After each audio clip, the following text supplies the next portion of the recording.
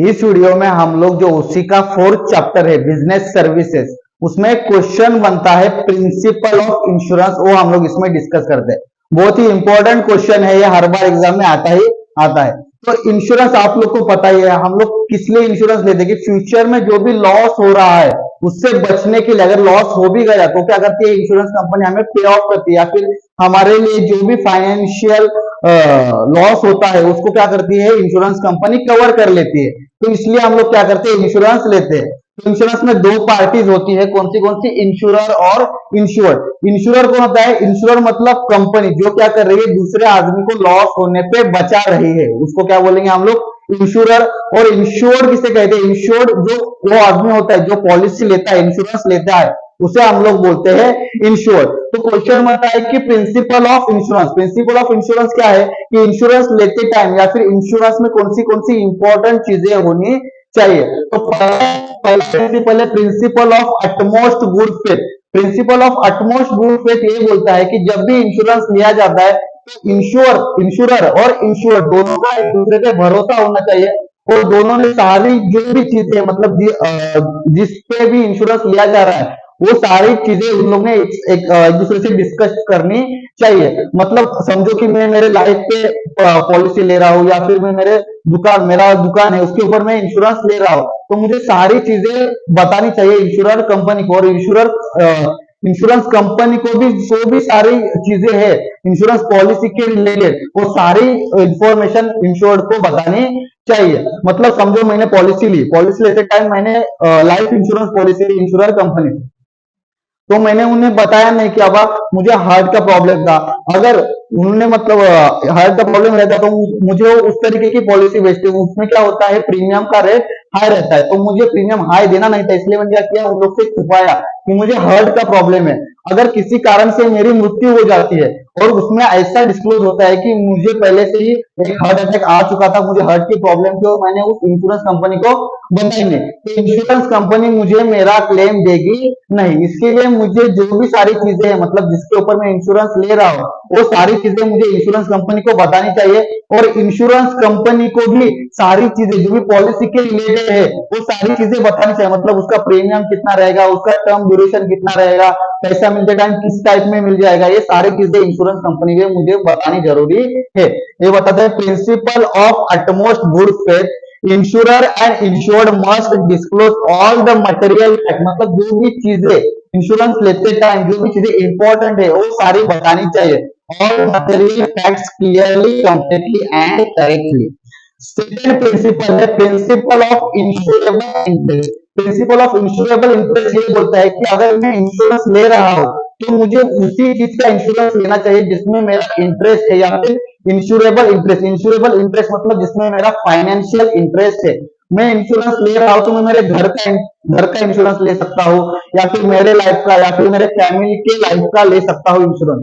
ऐसे नहीं कि मैं बाजू वाले की लाइफ इंश्योरेंस पॉलिसी ले रहा हूँ, या फिर मैं मेरे बाजू वाले के दुकान का इंश्योरेंस ले रहा हूँ, ऐसा नहीं हो सकता। मैं अगर ले रहा हूँ इंश्योरेंस तो मैं मतलब जिसमें मेरी फाइनेंशियल इंटरेस्ट है उसमें ही मैं क्या कर सकता हूँ, उस पर ही मैं इंश्योरेंस ले सकता हूँ। ऐसा आप देखो ना, अगर मैंने इंश्योरेंस ले लिया, कोई भी मतलब रास्ते पे भिखारी है उसका इंश्योरेंस मैंने ले लिया, तो मैं क्या कर सकता हूँ उसका अंडू में एडवांटेज ले सकता हूँ, कैसे उसको मार के फिर से इंश्योरेंस कंपनी से पैसा ले सकता हूँ। हाँ, मैं ऐसी चालाकी कर सकता हूँ। तो इसके लिए कंपनी क्या बोलती है, आप इंश्योरेंस लेना चाहते हो तो आप किसका इंश्योरेंस लो, या तो आपका, या फिर आपके फैमिली के लाइफ का, या फिर आपने जिसका भी फाइनेंशियल इंटरेस्ट है उसी का ही आप इंश्योरेंस ले लो।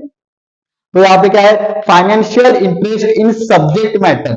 इंश्योरेबल इंटरेस्ट मतलब क्या, financial interest in subject matter. मतलब मेरा दुकान है तो मेरे दुकान में मेरा फाइनेंशियल इंटरेस्ट है, तो मैं उसी का ही क्या कर सकता हूँ इंश्योरेंस ले सकता हूँ। Insured must have insurable interest in a subject matter. मतलब जो भी आदमी इंश्योरेंस ले रहा है, जो जिस सब्जेक्ट मैटर का मतलब जिस चीज का वो इंश्योरेंस ले रहा है उसमें उसका फाइनेंशियल इंटरेस्ट होना जरूरी है। नेक्स्ट प्रिंसिपल है प्रिंसिपल ऑफ इंडेमनिटी। इंडेमनिटी ये बोलता है कि अगर आपको लॉस होता है तो इंश्योरेंस कंपनी को आपको उसी हालत में छोड़ना है जिसके पहले मतलब लॉस होने के पहले जिस हालत में थे उसी हालत में आपको लाके छोड़ना पड़ेगा। मतलब मेरा दुकान था, मैंने दुकान का पॉलिसी लिया था 5 लाख का, अगर मुझे लॉस हो गया, मेरे दुकान को आग लग गई, मुझे लॉस हो गया 2 लाख का, तो इंश्योरेंस कंपनी क्या करेगी, मुझे 2 लाख ही पेमेंट करेगी, ना कि ज्यादा ना कि कम। मतलब जिस कंडीशन में पहले था उसी कंडीशन में क्या करेगी इंश्योरेंस कंपनी मुझे आके छोड़ेगी। इंडेमिनिटी क्या बोलते हैं, इंश्योरेंस कंपनी को मुझे जो भी मतलब पेमेंट है वो करना जरूरी है। guarantee or assurance to put the insured in a same financial position which he was immediately prior। मतलब क्या कि गारंटी लेती है इंश्योरेंस कंपनी किस चीज का, कि जिस भी हालत में मैं पहले था मतलब क्या, लॉस होने के पहले जिस हालत में था उसी हालत में मुझे लाके छोड़ेगी। The happening of a uncertain event, मतलब अनसर्टन इवेंट होने से पहले मैं जिस हालत में था उसी हालत में क्या करेगी कंपनी मुझे लाके छोड़ेगी, ना कि ज्यादा ना कि कम। नेक्स्ट है प्रिंसिपल ऑफ सब्रोगेशन।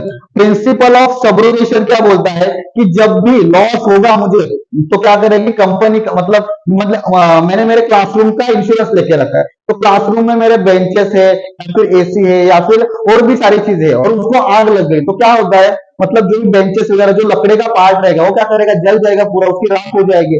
पर जो भी मतलब अगर बेंचेस अगर लोकल के बने होंगे या फिर मेटल के बने होंगे तो वो तो चलेगी नहीं, मतलब उसका कुछ भी लॉस नहीं होगा। तो क्या होता है कि अगर मुझे लॉस हो गया तो कंपनी क्या करेगी, मुझे सारा पेमेंट कर देगी, मुझे जितना लॉस हुआ है। तो मतलब वो जो प्रॉपर्टी है उस मतलब उसकी प्रॉपर्टी का मालिक बाद में कौन बन जाएगा, कंपनी बन जाएगी। या फिर मेरे क्लासरूम में जो भी लोखंड की चीजें थी उसका अभी मालिक कौन बन गया, कंपनी बन गई। मैं ये नहीं कर सकता क्या वो लोखंड की चीजें मैं बेच के फिर से मैं और पैसे कमाऊं, ऐसा नहीं हो सकता। जो भी लोखंड की चीजें या फिर जिनको लॉस नहीं हुआ है वो सारी चीजें किसकी बन जाएगी, इंश्योरेंस कंपनी की बन जाएगी।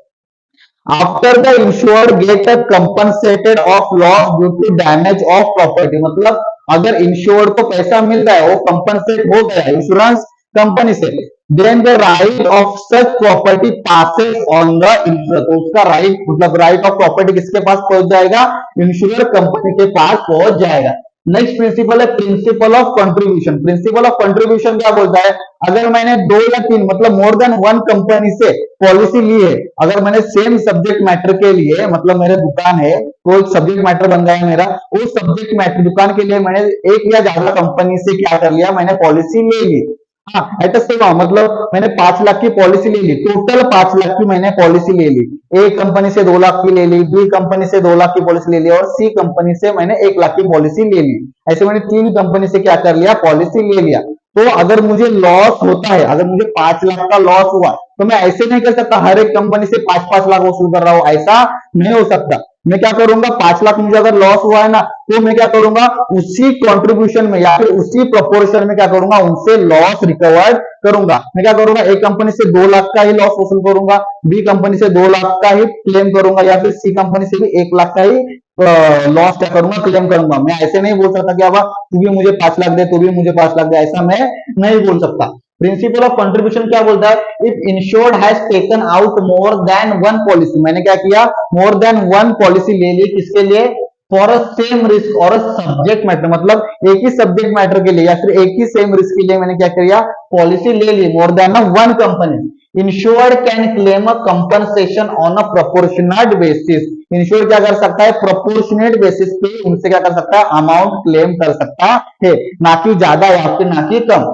Principal of mitigation of loss. Principle of mitigation of loss क्या बोलता है, जो भी इंश्योर्ड है उसको ना ट्राई करना है, मतलब अगर मेरा क्लासरूम है यहाँ पे आग लग गई है, मेरा घर सामने ही है, तो मैं ऐसा नहीं कर सकता कि अब मैं सिर्फ सामने बैठ के देख रहा हूँ, लॉस हो रहा है ना होने दो, कंपनी मुझे पे करेगी, ऐसा मैं नहीं कर सकता। मुझे क्या करना चाहिए, लॉस को कम करने की कोशिश करनी चाहिए, मुझे फायर ब्रिगेड को कॉल करना चाहिए या फिर मुझे जो भी चीज मिले उससे मुझे क्या करना चाहिए, लॉस को कवर करने की या फिर लॉस को कम करने का ट्राई करना चाहिए। Insured must always try to minimise the loss, insure को क्या करना चाहिए, try to minimise the loss, मतलब लॉस किस तरीके से कम हो उसकी क्या करनी चाहिए, उसको कुछ ना कुछ तो हरकत करनी चाहिए। Principle of कॉजा Proxima. Principle of कॉजा Proxima क्या बोलता है, अगर लॉस मोर देन 1 रीजन की वजह से अगर मुझे लॉस हो रहा है तो मुझे क्या करना चाहिए, नियरेस्ट रीजन मुझे ढूंढ के लाना चाहिए। नियरेस्ट रीजन क्यों ढूंढ के लाना चाहिए, समझो मैं क्या किया, मुझे घर बंद करके मैं निकल गया कहीं पे। अब और क्या हुआ, मेरे घर को ना आग लग गई, उसके कारण मुझे लॉस हो गया। मैंने क्या किया था, मैंने फायर इंश्योरेंस लेके रखा था, मतलब आग लग गई तो भी मुझे कंपनी क्या करेगी, आग लगने के कारण मुझे क्या करेगी, मेरा कंपनसेशन मुझे पे करेगी। और रीजन क्या था आग लगने का, मेरे घर में चोरी हुई, बाद में क्या किया चोरों ने, जाते टाइम क्या किया कर दिया, मेरे घर को आग लगा दी। तो ये मतलब चोरी का जो रीजन है वो तो इंश्योरेंस में कवर नहीं था। इंश्योरेंस में क्या कवर था, सिर्फ आग लगने का रीजन कवर था। पर आग ऐसी ही लगी क्या, नहीं लगी। आग किसके वजह से लगी, चोरों ने लगाई या फिर उन्होंने आग को लगाया। तो ये रीजन क्या होता है, पॉलिसी में आता नहीं तो इंश्योरेंस कंपनी मुझे क्लेम नहीं देगी। तो क्या हो जाएगा, प्रिंसिपल ऑफ कॉज प्रॉक्सिमा क्या बोलता है, हमें नियरेस्ट रीजन ढूंढना चाहिए जिसके कारण क्या हो गया है, लॉस हो गया है। When the loss is caused by a more than a one cause, then nearest cause of loss taken into a consideration, मतलब जो भी नियरेस्ट कॉज रहेगा उसे क्या करना चाहिए, हमें कंसिडरेशन में लेना चाहिए। तो इसी के साथ क्या होता है, ये जो भी सारे जो प्रिंसिपल्स है हम लोग क्या किया है यहाँ पे इस वीडियो में कवर किया है। ये बहुत ही इंपॉर्टेंट क्वेश्चन होता है, हर बार के एग्जाम में इससे आपको देखने को मिलेगा ही मिलेगा।